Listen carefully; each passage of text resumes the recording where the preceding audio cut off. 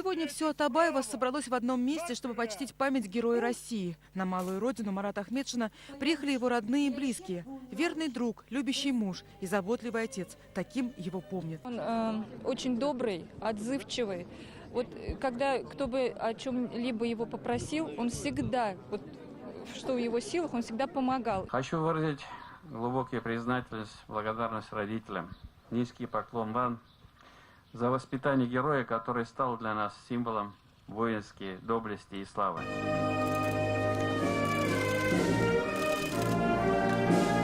Он родился в военном гарнизоне на Камчатке и с детства мечтал продолжить династию военных. Его дед служил на эсминце, а отец летал на сверхзвуковых истребителях. Мы восхищаемся волей и силой духа людей, которые в критический для себя момент, несмотря на смертельную опасность, не пожалели своей жизни, защищая интересы нашей страны. Таким замечательным человеком, настоящим офицером и патриотом был и навсегда останется в нашей памяти герой Российской Федерации капитан Марат Радикович Ахметшин. Марат Ахметшин совершил героический подвиг при выполнении боевой задачи в Сирии. В июне 2016 года в районе Пальмиры в боях с террористами капитан Ахметшин получил множественные ранения, от которых скончался в госпитале. Мы гордимся, что в нашем селе родился и вырос такой человек, герой России.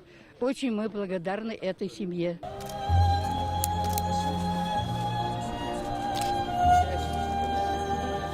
Указом президента страны Марату Ахметшину присвоено звание Герой России посмертно.